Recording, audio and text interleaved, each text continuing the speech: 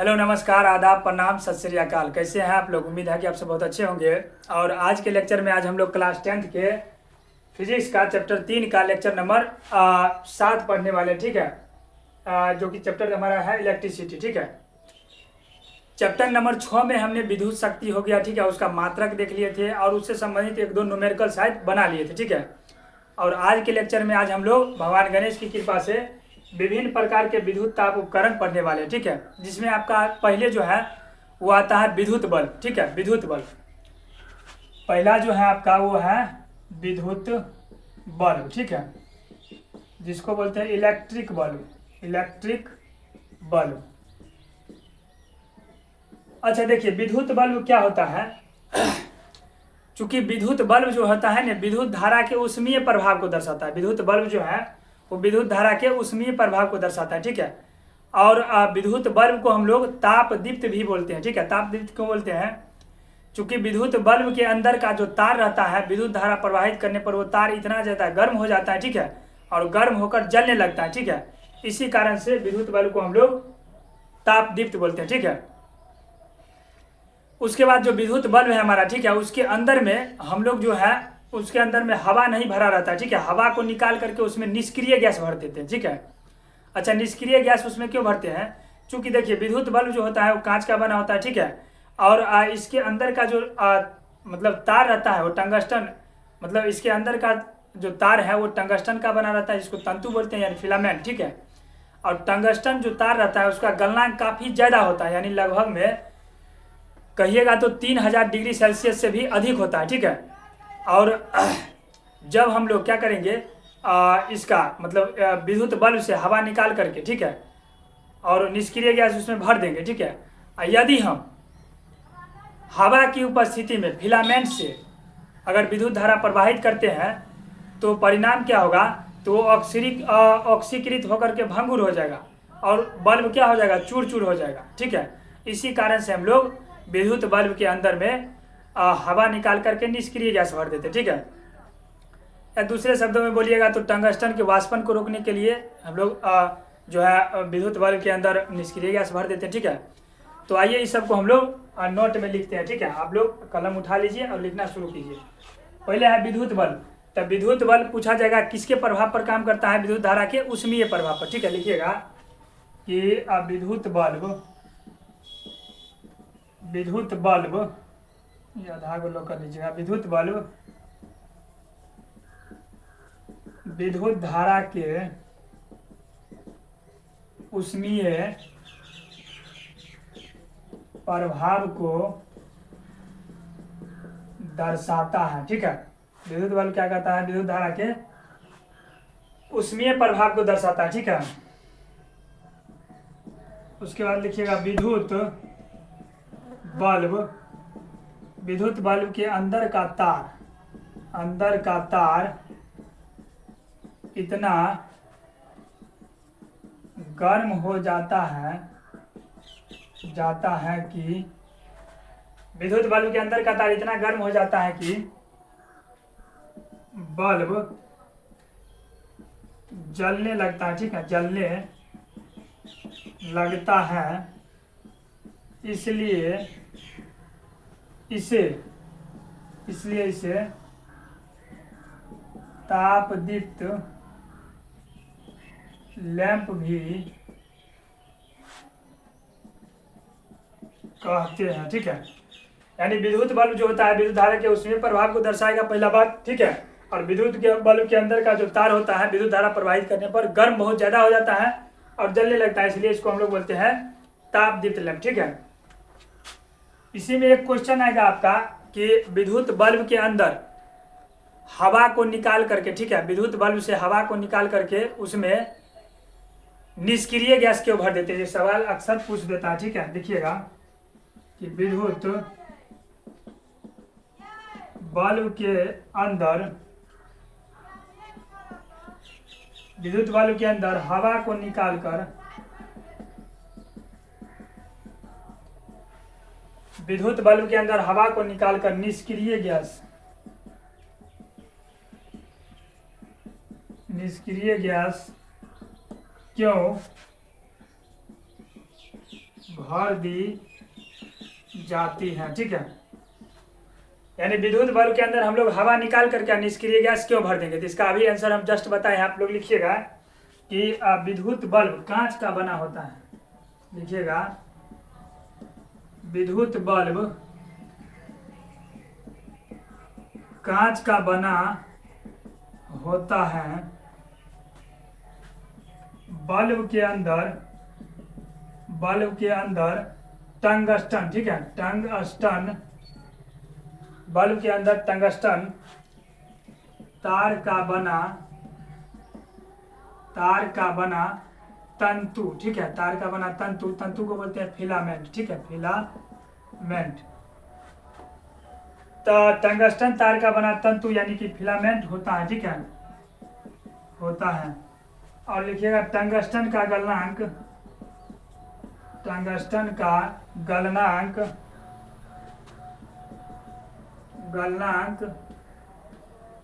काफी अधिक में भी कितना, तो 3000 डिग्री सेल्सियस, ठीक है, 3000 डिग्री सेल्सियस होता है, ठीक है।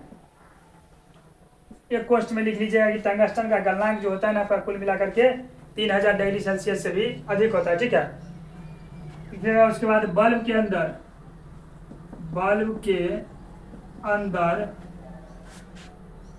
अंदर हवा को निकालकर, ठीक है, बल्ब के अंदर हवा को निकालकर निष्क्रिय गैस, ठीक है, निष्क्रिय गैस भर दी जाती है, क्योंकि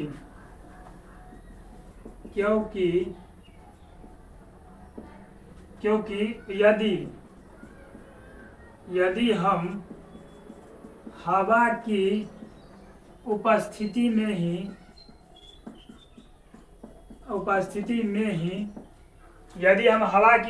में ही फिलामेंट से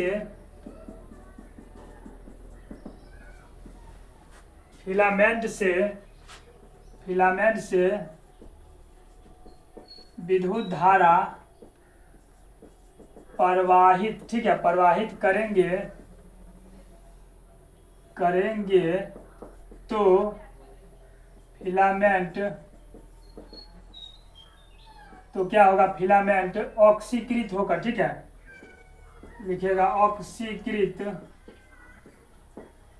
ऑक्सीकृत होकर भंगुर मतलब क्या होता है, कमजोर, ठीक है, ऑक्सीकृत होकर भंगुर हो जाएगा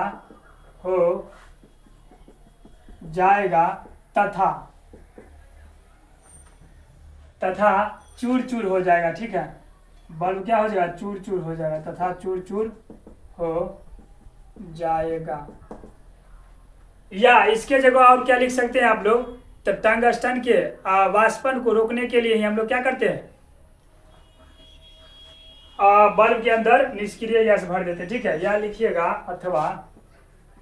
अथवा लिखिए, या लिखिए अथवा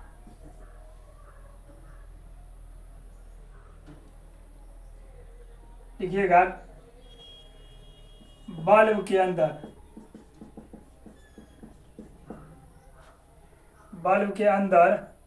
टंगस्टन के वाष्पन को, ठीक है,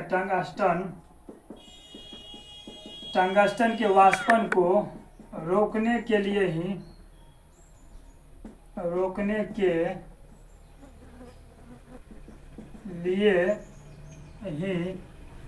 बल्ब के अंदर टंगस्टन के वाष्पन को रोकने के लिए ही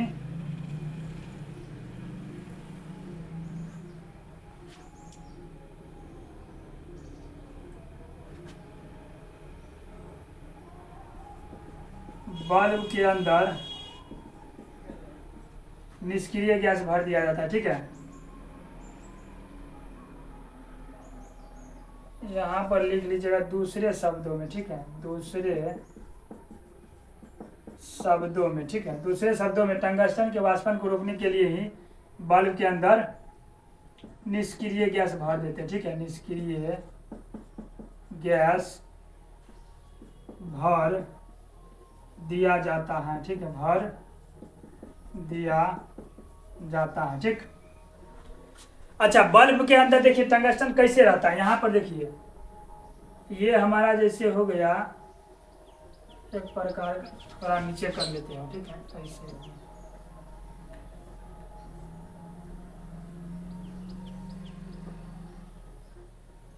बल्ब कुछ इस तरह से, ठीक है।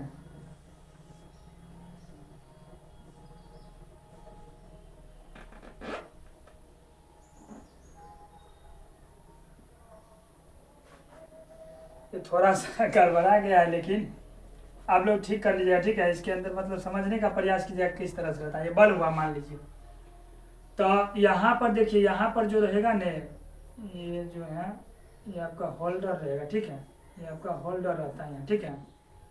और यहाँ पर आपका रहेगा फिलामेंट, फिलामेंट का सिरा रहेगा ये ऐसे जुड़ा रहेगा, ठीक है।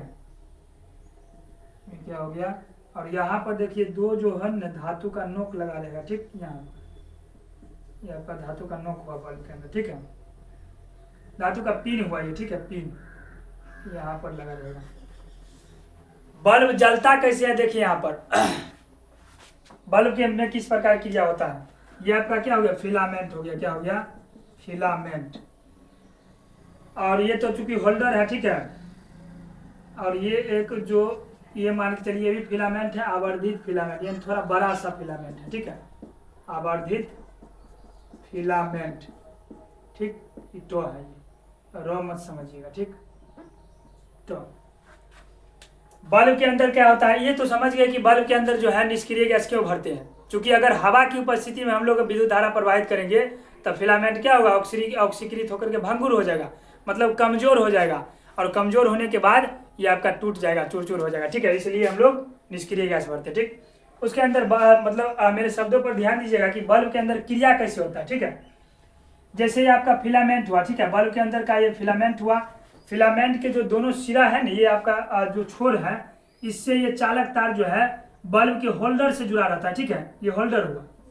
और होल्डर जो होता है ना, होल्डर के जो ये बाहरी सिरा है, इस पर यहाँ पर धातु का दो पिन लगा रहता है, ठीक है, जो कि मेन जो तार है उससे जुड़ा रहता है इसके अंदर में। और जब भी हम लोग विद्युत धारा प्रवाहित करेंगे तो विद्युत धारा प्रवाहित करेंगे तो यहाँ पर क्या होगा, बहुत ज़्यादा प्रतिरोध होता है, प्रतिरोध उत्पन्न होगा इसके अंदर। और प्रतिरोध उत्पन्न होने के बाद क्या होगा, प्रतिरोध होकर के ये गर्म होगा, गर्म होने के बाद ये जलने लगेगा, ठीक है। इसी प्रकार से इसके अंदर में क्रिया होता है, ठीक है। तो उम्मीद है कि बल्ब के बारे में आप लोग समझ गए होंगे। इसमें सवाल क्या क्या पूछता है, तो आपका सवाल ये पूछ देगा कि बल्ब के अंदर जो फिलामेंट होता है वो किसका बना होता है, किस चीज के तार का, तो टंगस्टन के तार का, ठीक है। यहाँ से आपका ऑब्जेक्टिव पूछ सकता है, ठीक। बल्ब जो है, विद्युत बल्ब जो है विद्युत धारा के ऊष्मीय प्रभाव पर काम करता है, ठीक है, ये भी आपका पूछ सकता है, ठीक है। तो उम्मीद है कि विद्युत बल्ब आप जरूर समझ गए होंगे, ठीक है। उसके बाद हम लोग चलते हैं, इसमें इतना ही लिख लीजिएगा, हो जाएगा आपका काम, ठीक। चलिए इसके बाद अगला जो है जो भी उपकरण है उसको देखते हैं, तब तक इसको लिख लीजिए।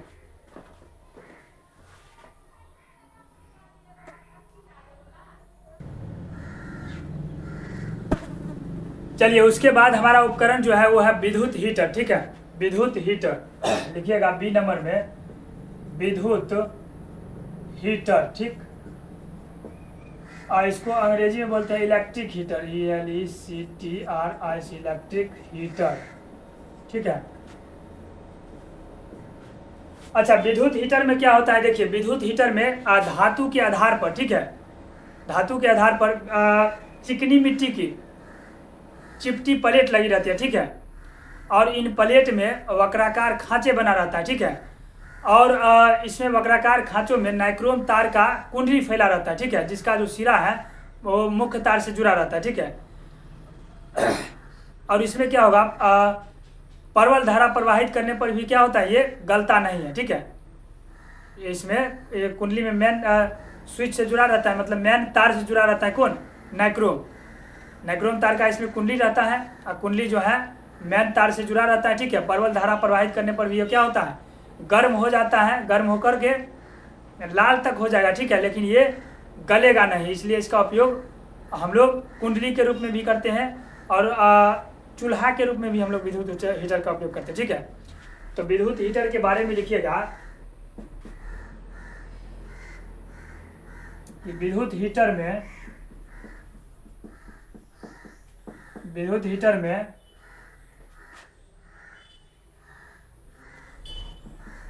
धातु के आधार पर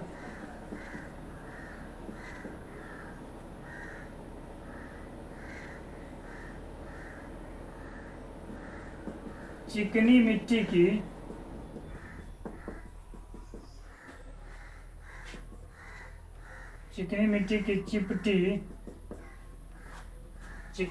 की चिपटी प्लेट लगी रहती है, जिसमें वक्राकार खांचे बनी रहती है। ठीक है,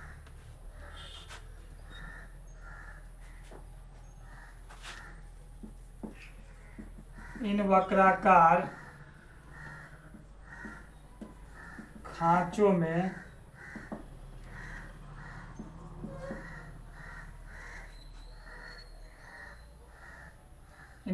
खांचों में नाइक्रोम, निकेल प्लस क्रोमियम। ठीक है, लिखिएगा तो Na प्लस में Cr लिख लीजिएगा, निकेल प्लस में क्रोमियम। नाइक्रोम किसका बना होता है? निकेल और प्लस क्रोमियम। इन वक्राकार खांचों में नाइक्रोम तार की कुंडली लपेटी रहती है। ठीक है, लपेटी रहती है। नाइक्रोम तार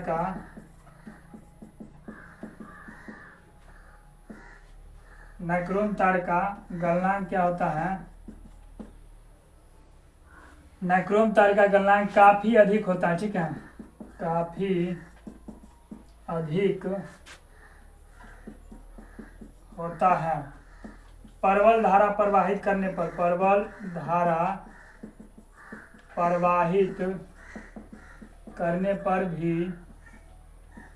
पर भी यह गलता नहीं है। ठीक है,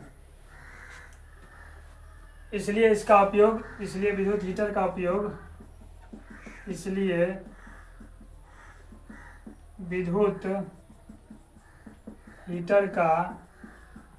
उपयोग कुंडली के रूप में भी करते हैं। ठीक है, देखिए विद्युत हीटर में क्या होता है? धातु के आधार पर चिकनी मिट्टी का चिपटी प्लेट लगा रहता है। ठीक है, जिसमें वक्राकार खांचा बना रहेगा और इन वक्राकार खांचों में नाइक्रोम यानी निकेल और क्रोमियम तार की कुंडली लपेटी रहती है। नाइक्रोम तार का आपका गलनांक क्या होता है? काफी अधिक होता है। परवल धारा प्रवाहित करने पर यह क्या होगा? गलेगा नहीं। ठीक है, इसलिए विद्युत हीटर का उपयोग हम लोग कुंडली के रूप में करते हैं। ठीक है, विद्युत हीटर का उपयोग चूल्हा के रूप में भी करते हैं। ठीक है, क्यों करते हैं ये भी देखिए। पहले हम लोग यहाँ पर देखिए, आप देखते रहिएगा, ये आपका हो गया विद्युत हीटर। ठीक है, विद्युत हीटर हम बना रहे हैं। यहाँ पर थोड़ा सा इसको ठीक करिएगा, इसको थोड़ा बड़ा कर दीजिए। ठीक है, यहाँ पर आपका देखिए विद्युत हीटर बन रहा है। ठीक है, ये इस तरह से गया, आपका ऐसे रहेगा ये। ठीक है, ये ऐसे रहेगा, यहाँ एक बेर ऐसे गया, एक बेर ऐसे, इस तरह यहाँ भी एक बेर ऐसे, यहाँ पर एक बेर ऐसे, ये यहाँ से जुड़ा रहेगा, यहाँ पर एक इस तरह से बना रहता है। ठीक है, घस लीजिएगा। ठीक है, ये घस लीजिएगा। ठीक है, यही आपका क्या हो गया? विद्युत हीटर हो गया। इसमें कह रहा है कि विद्युत हीटर में धातु के आधार पर चिकनी मिट्टी की चिपटी प्लेट लगी रहती है। देखिए प्लेट लगा हुआ है। ठीक है, जिसमें वक्राकार खांचे बना रहता है। ये वक्राकार खांच बना है। इन वक्राकार खांचों में नाइक्रोम निकेल प्लस क्रोमियम तार की कुंडली लपेटी रहती है। ये इसी में क्या आता है? कुंडली लपेटा रहता है। ठीक है, इसके अंदर लपेटी रहती है। यहाँ पर एक लाइन छूट गया। ठीक है, लपेटी रहती है, जिसका सिरा मुख्य तार से जुड़ा रहता है। ठीक है, यहाँ पर लिख लीजिएगा, इस कोष्ठ में लिखिएगा, यहाँ पर एक लाइन, मतलब लपेटी रहती है के बाद लिखिएगा, जिसका सिरा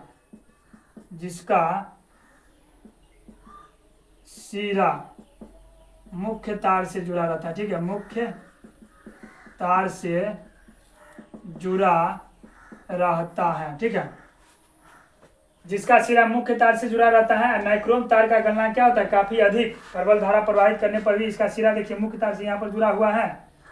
प्रबल धारा प्रवाहित करने पर भी क्या होगा, गलेगा नहीं, इसलिए विद्युत हीटर का उपयोग हम लोग कुंडली के रूप में करते हैं। ठीक, इसी में एक सवाल पूछा जाएगा कि विद्युत हीटर का उपयोग हम लोग गैस चूल्हा के रूप में क्यों करते हैं। ठीक है, या विद्युत हीटर का उपयोग हम लोग गैस नहीं सॉरी चूल्हा के रूप में क्यों करते हैं। लिखिएगा, विद्युत हीटर का उपयोग चूल्हे के रूप में क्यों करते हैं, चूल्हे के रूप में क्यों करते हैं। देखिए, विद्युत हीटर का उपयोग हम लोग चूल्हा के रूप में इसलिए करते हैं कि विद्युत धारा प्रवाहित करने पर इसके अंदर का तार क्या होगा, गर्म होकर लाल हो जाएगा और अत्यधिक मात्रा में आपका उष्मा देगा। ठीक है, इसी कारण से इसका उपयोग हम लोग चूल्हा के रूप में करते हैं। ठीक, लिखिएगा, विद्युत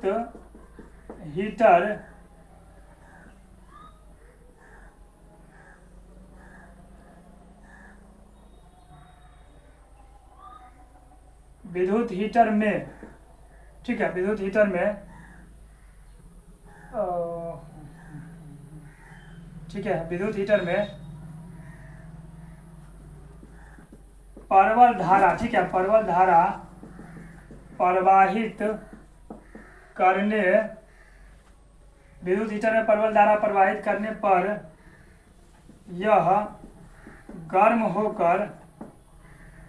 होकर लाल हो जाता है। ठीक है, गर्म होकर लाल हो जाता है तथा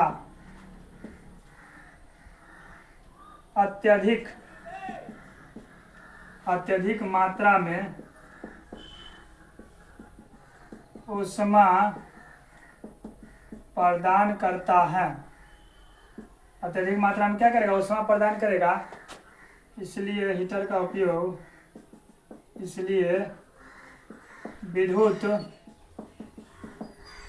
का उपयोग चूल्हे के रूप में करते हैं। ठीक है, चूल्हे के रूप में करते हैं। ठीक, चलिए, तो विद्युत हीटर का उपयोग हम लोग चूल्हा के रूप में क्यों करते हैं, क्योंकि इसमें प्रबल धारा प्रवाहित कीजिएगा तो ये क्या होगा, गर्म होकर लाल हो जाएगा और अत्यधिक मात्रा में उष्मा प्रदान करेगा। वही लिखे हैं कि विद्युत हीटर में प्रबल धारा प्रवाहित करने पर यह गर्म होकर लाल हो जाता है तथा अत्यधिक मात्रा में उष्मा प्रदान करता है, इसलिए हम लोग इसका उपयोग चूल्हा के रूप में करते हैं। विद्युत हीटर से इतना ही सवाल पूछा जाएगा। ठीक है, इससे आगे नहीं पूछा जाएगा। इससे पूछा जाएगा सिर्फ ये, जैसे विद्युत हीटर में धातु के आधार पर चिकनी मिट्टी में चिपटी प्लेट लगी रहती है। ठीक है, जिसमें वक्राकार खांच बनी रहती है और खांच में नाइक्रोम पूछा जाएगा कि नाइक्रोम में मतलब विद्युत हीटर में किस तार की कुंडली लगी रहती है, तो नाइक्रोम। ठीक है, विद्युत हीटर में किसका, नाइक्रोम का क्या होता है, गलनांक काफी ज्यादा होता है। ठीक है, क्या तो वो धारा प्रवाहित की जाए जल्दी गलबे नहीं करेगा। ठीक, यहाँ पर एक चीज छूटा हुआ था, ये आप लिख लीजिएगा, लपेटी रहती है इसके बाद, जिसका सिरा मुख्य तार से जुड़ा रहता है। इसका सिरा क्या रहता है, मुख्य तार से जुड़ा रहता है। ठीक, चलिए, तो विद्युत हीटर हमारा खत्म हो गया। इससे आप अगला उपकरण पर चलते हैं, तब तक इसको लिखिए।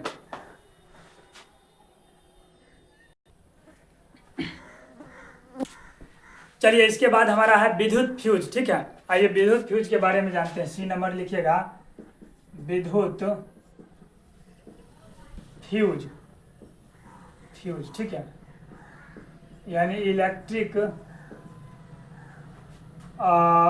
फ्यूज। देखिए, विद्युत फ्यूज क्या है, तो विद्युत फ्यूज जो है सुरक्षा की एक युक्ति है। ठीक है,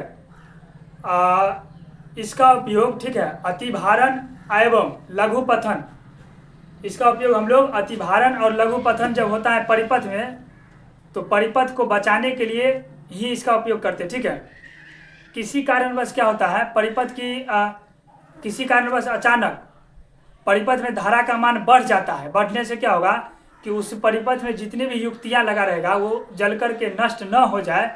इसी चीज़ को, मतलब इसी चीज़ से बचाने के लिए हम लोग परिपथ में जहाँ तहाँ क्या करते हैं, फ्यूज का उपयोग करते हैं। ठीक है, इसमें एक चीज़ लिखिएगा इसमें विद्युत फ्यूज में कि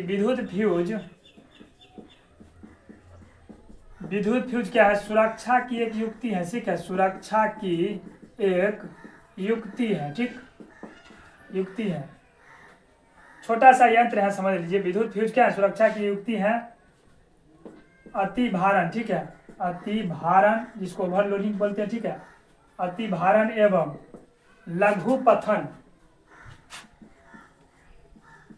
लघु पथन से परिपथ, अति भारण एवं लघु पथन से, ठीक है, परिपथ की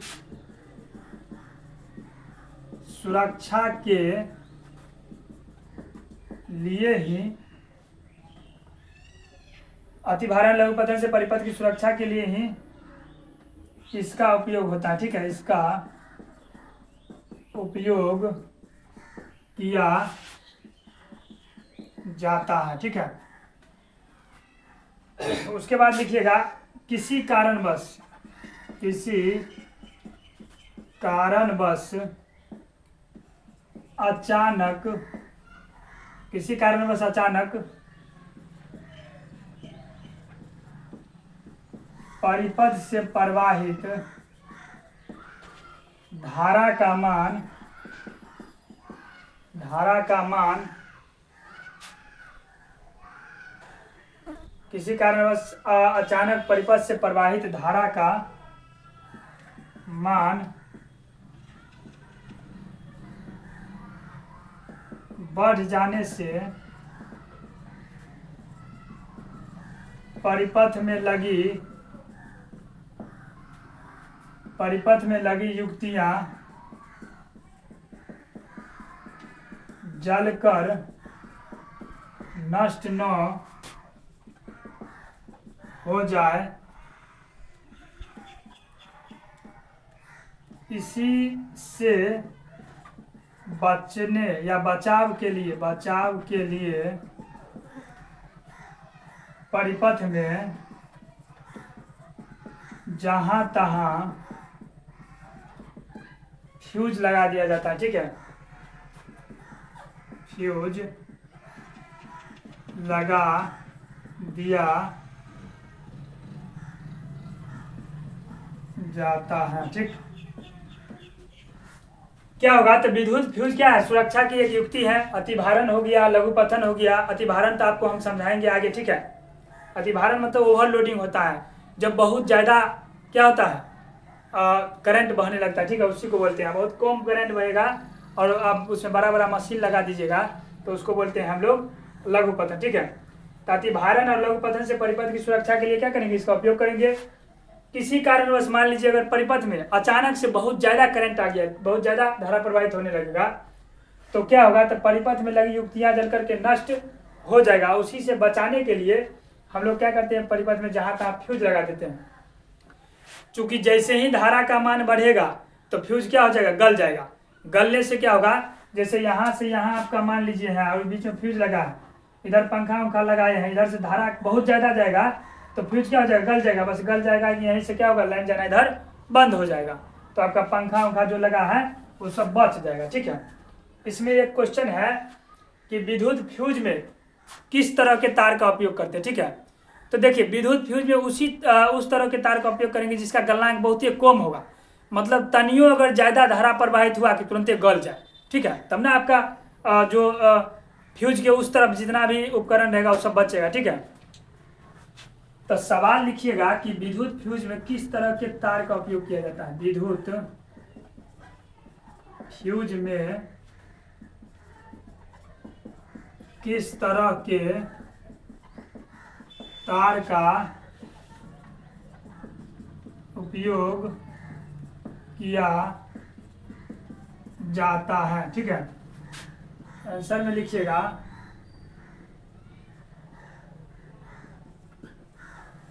विद्युत फ्यूज में वैसे तार का उपयोग किया जाता है, विद्युत फ्यूज में वैसे तार का उपयोग किया जाता है जिसका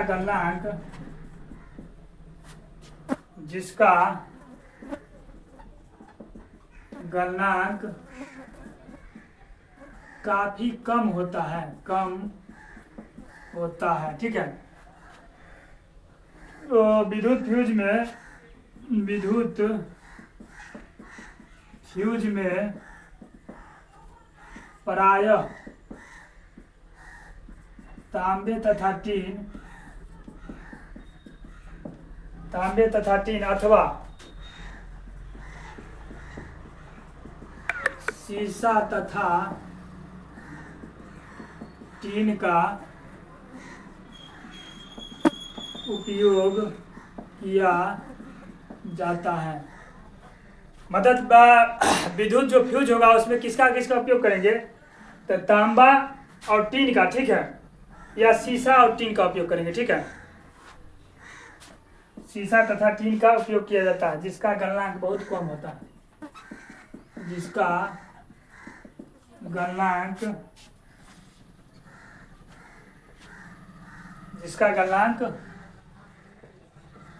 बहुत ही कम होता है, ठीक है, कम होता है। जैसे ही परिपथ से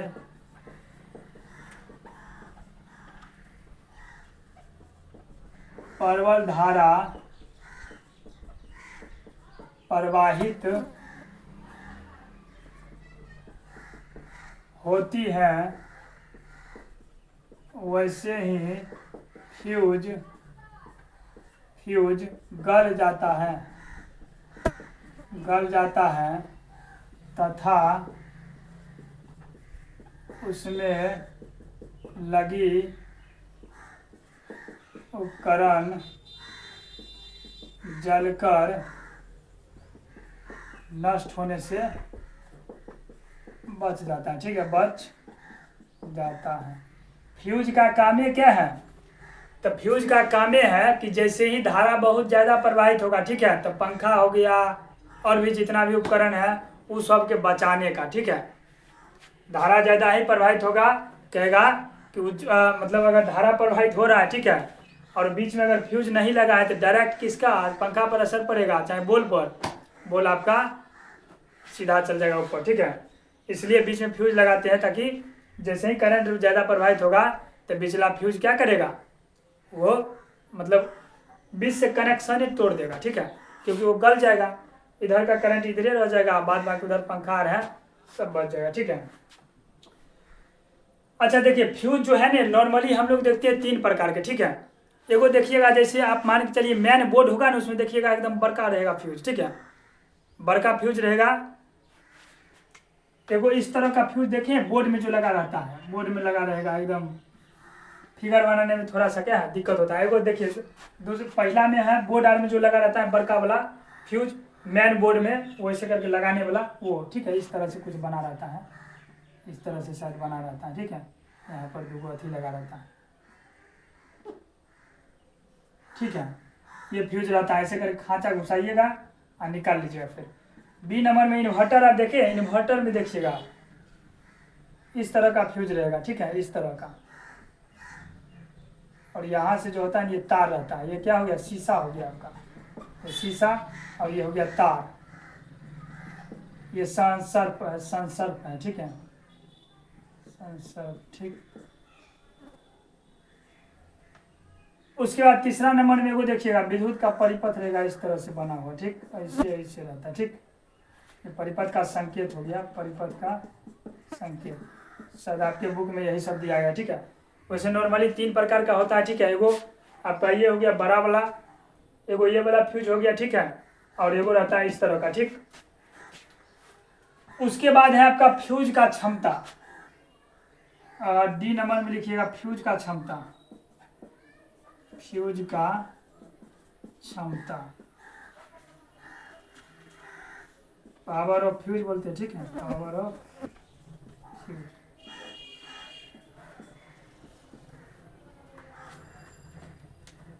तो देखिए फ्यूज का क्षमता किसको बोलेंगे, तो देखिए जिस टेम्परेचर पर कोई फ्यूज गल जाएगा, ठीक है, उसी को बोलेंगे हम लोग फ्यूज का क्षमता। मतलब जितना विद्युत धारा प्रवाहित करने पर कोई फ्यूज गल जाता है तो उसी को बोला जाता है फ्यूज का क्षमता।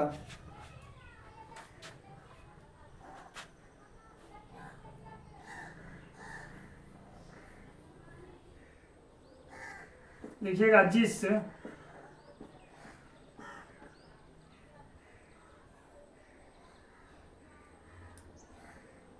जिस विद्युतीय मान पर, ठीक है, विद्युतीय मान पर कोई फ्यूज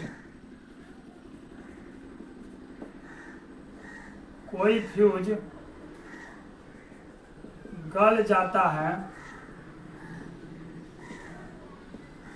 उसे उस विद्युत फ्यूज की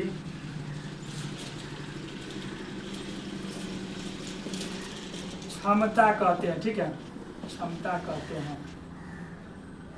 जैसे अगर मान के चलिए किसी विद्युत फ्यूज में, मतलब कोई अगर परिपथ है उसमें विद्युत फ्यूज लगाए हैं, अब विद्युत धारा प्रवाहित किए और 15 एम्पियर पर क्या होता है, विद्युत फ्यूज हो जाता है गल, चाहे 20 एम्पियर पर गल जाता है तो उसका क्षमता वो 15 ही एम्पियर होगा, ठीक है, उससे ज़्यादा कीजिएगा तो गल जाएगा, ठीक। तो चलिए, उम्मीद है कि विद्युत फ्यूज आप जरूर समझ गए होंगे। आप विद्युत फ्यूज में किस तरह के तार का उपयोग करते हैं, जबकि गलनांक बहुत कम होगा, गलनांक कम होगा, इससे क्या होगा, धारा जैसे ही ज़्यादा प्रवाहित होगा तो आपका फ्यूज गल जाएगा, आपको उपकरण को बचा लेगा, ठीक। चलिए इतना लिखिए, इसके आगे जो भी है आप पढ़ते हैं, इसको मिटाते हैं हम लोग। चलिए अब इसके आगे हमारा है अतिभारण, जिसको हम लोग अंग्रेजी में क्या बोलते हैं, ओवरलोडिंग। ओवरलोडिंग में देखिए क्या होता है कि कभी कभी क्या होता है, परिपथ में बहुत अत्यधिक पावरफुल उपकरण को जोड़ देते हैं, ठीक है। जैसे अगर परिपथ में अगर 15-20 एम्पियर का धारा जा रहा है, ठीक है, इससे अगर पावरफुल उपकरण जैसे हो गया विद्युत शक्ति, विद्युत स्त्री, ये सब अगर जोड़ देंगे तो आपका इससे क्या होगा कि ये सब उपकरण मिल करके उस परिपथ से, मतलब परिपथ से अगर 15 ही एम्पियर का जा रहा है, ठीक है, और ये सब मिल करके, जैसे अब जैसे ये मान के चलिए परिपथ है, ठीक है, और इसमें यहाँ विद्युत उपकरण जोड़ दिए, कौन सा, विद्युत स्त्री हो गया, विद्युत हीटर हो गया, तो परिपथ में अगर 15 का जा रहा है, ठीक है, और एगो का अगर शक्ति है मान के चलिए 20 है, एगो का मान के चलिए 10 है, तो कुल मिलाकर के 30 हो गया, ठीक है। 30 मतलब 30 का अगर आप उपकरण लगा दिए तो चूंकि धारा बह रहा है 15 ही एम्पियर का, ठीक है, और खींचने लगेगा ये, मतलब ये मांग करने लगेगा ये, तो चूंकि इसको चाहिए 30 एम्पियर और धारा जा रहा है 20 एम्पियर या 10 या 15 एम्पियर, तो इस स्थिति में क्या होता है, ये उपकरण जो होता है ना, ये ज़्यादा धारा खींचने लगता है, ठीक है, और इसी स्थिति को हम लोग क्या बोलते हैं, ओवरलोडिंग बोलते हैं, ठीक है। इसको लिखिएगा कि परिपथ में क्या लिखिएगा, जब कभी भी परिपथ में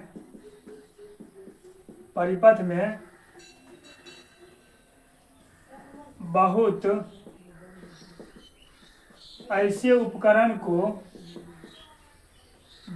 उपकरण को जोड़ देते हैं जिनकी शक्ति काफ़ी अधिक होती है, ठीक है, जिनकी शक्ति काफ़ी अधिक होती है। जैसे आपका क्या हो गया, विद्युत हीटर हो गया, ठीक है, विद्युत हीटर हो गया, विद्युत स्त्री हो गया, ठीक है। मतलब ये सब उपकरण क्या है, इसका जो शक्ति होगा ये परिपथ की शक्ति से ज़्यादा होगा। तो कभी कभार क्या करते हैं, परिपथ में जैसे विद्युत हीटर, विद्युत स्त्री, ये सब को जोड़ देते हैं, इनकी शक्ति क्या होती है, परिपथ की शक्ति से अधिक होती है, ठीक है।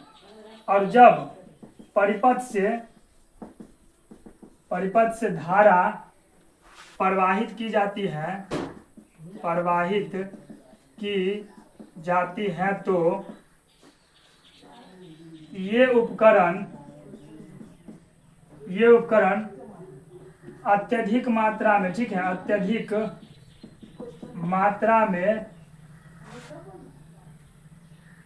मात्रा में परिपथ से धारा खींचने लगती है, ठीक है, खींचने लगती है। परिपथ में क्या होगा, जैसे आप 15 एम्पियर का अगर धारा जा रहा है इस परिपथ से, ठीक है, और ये अगर उपकरण जो है आपका 20 एम्पियर या 30 एम्पियर का धारा का मांग करने लगेगा और खींचने लगेगा, तो यही घटना जो क्या कहलाता है, आपका ओवरलोडिंग कहलाता है, ठीक है। लिखिएगा यही घटना अतिभारण कहलाता है। ठीक है, कहलाता है। तो ये आपका क्या था, अतिभारण था। ठीक है, यानी कि जब कभी परिपथ में बहुत ऐसे उपकरण या लिखिएगा कि कभी कभी या यहाँ पर जब कभी की जगह कभी कभी दीजिएगा। ठीक है, कभी कभी परिपथ में बहुत ऐसे उपकरण को जोड़ देते हैं जिनकी शक्ति क्या होती है, काफ़ी अधिक। तो जैसे विद्युत हीटर, विद्युत इस्त्री हो गया। और ये परिपथ से क्या होता है, अत्यधिक जब परिपथ से धारा प्रवाहित कीजिएगा तो ये अत्यधिक मात्रा में आपका क्या होगा, धारा खींचने लगेगा। और ये घटना क्या कहलाएगा, आपका अति भारण। ठीक है, ओवरलोडिंग। इसी में आपका जैसे अब एगो और है जिसको बोलते हैं लघु पथन। लघु पथन, इसको बोलते हैं शॉर्ट सर्किट। Short circuit. ठीक है, अंग्रेजी में इसको क्या बोलते हैं, लघु पथन। लघु पथन में देखिए क्या होगा, लघु पथन में जब क्या होगा, परिपथ में जीवित तार यानी कि गर्म तार या उदासीन तार यानी ठंडा तार कभी कभी आपस में क्या होता है, टकरा जाता है यानी सट जाता है। जैसे ही ये सटेगा तो प्रतिरोध क्या हो जाएगा आपका, बहुत कम।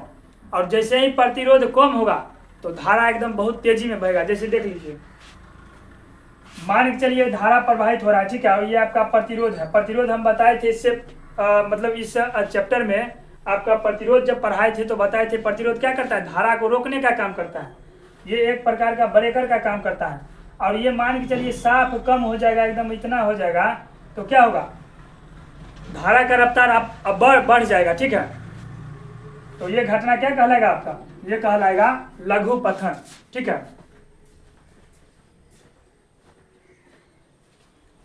लिखिएगा कि जब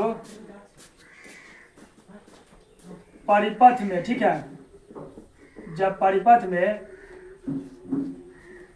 जीवित तार, ठीक है, जीवित तार जिसको हम लोग गर्म तार भी बोलते हैं। ठीक है, जीवित तार तथा उदासीन तार, उदासीन तार को बोलते हैं हम लोग ठंडा तार। ठीक है, ठंडा तार, ये दोनों आपस में क्या होगा, सट जाएगा। ठीक है, जब परिपथ में जीवित तार तथा उदासीन तार आपस में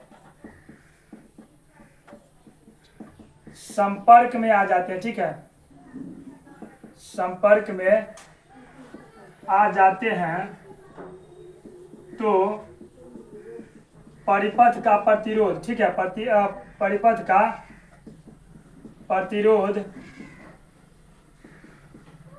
काफी कम हो जाता है। ठीक है, काफी कम हो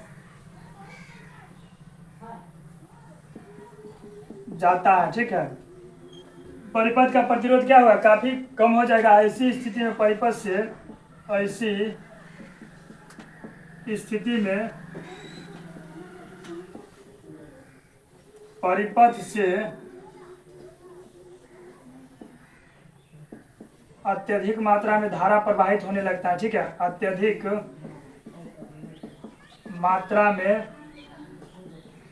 धारा प्रवाहित होने लगती है और यही घटना क्या कहलाएगा, और यही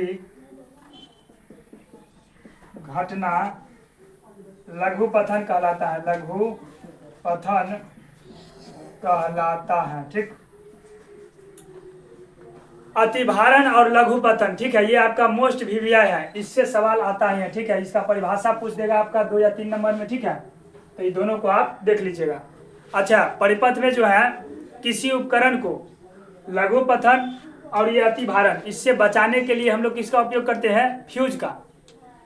चूंकि फ्यूज क्या करता है, जैसे ही अगर धारा ज्यादा होगा तो फ्यूज गल जाएगा, फ्यूज गलेगा तो आपका उपकरण क्या होगा, बच जाएगा। ठीक है, चलिए ये दोनों लिखिए। इससे आगे आपका शायद 1-2 उपकरण है, शायद विद्युत इस्त्री है। ठीक है, और उसके बाद विद्युत उपकरण से सुरक्षा है किस तरह होता है। ठीक है, वो आप खुद ही पढ़ लीजिएगा। ठीक है, तो इसको आप लिखिए। उसके बाद विद्युत इस्त्री मतलब 1-2 उपकरण बच गया है, इसको बताते हैं। ठीक है, इसको लिखिए।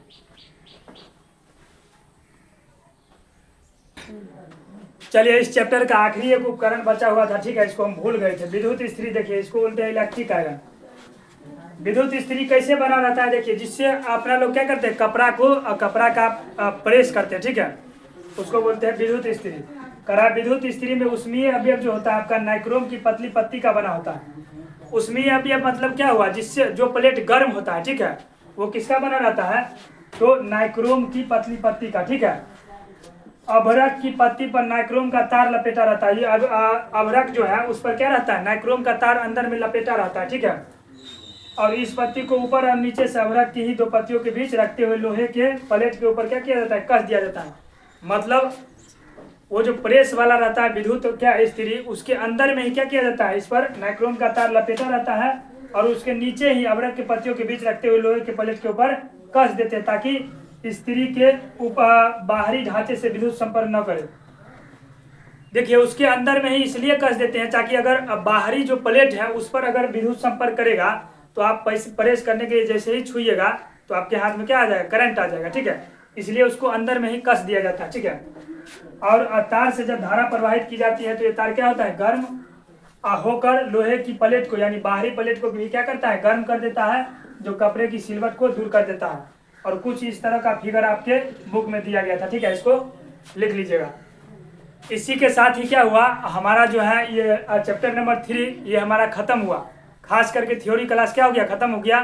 अब हो सकता है इसका न्यूमेरिकल आए, ठीक है, यानी 7 लेक्चर तक आपका इस चैप्टर क्या हो गया, खत्म एक तरह से। अब न्यूमेरिकल आएगा 1 या 2 लेक्चर, यानी लेक्चर नंबर 8 या और 9, 2 लेक्चर में आपका इस चैप्टर का पूरा न्यूमेरिकल हम खत्म कर देंगे, ठीक है। उसके बाद हो सकता है तो केमिस्ट्री शुरू करें, क्योंकि केमिस्ट्री आपका ऑनलाइन में एक ही चैप्टर डाले हैं, ठीक है, या इसको पूरा डाल दे, देखते हैं आगे क्या करता है, ठीक है। तब तक के लिए खुश रहिए, मस्त रहिए, मुस्कुराते रहिए, गुनगुनाते रहिए और हमारे साथ पढ़ते रहिए RKMS के ऑनलाइन लर्निंग प्लेटफॉर्म पर, ठीक है। धन्यवाद।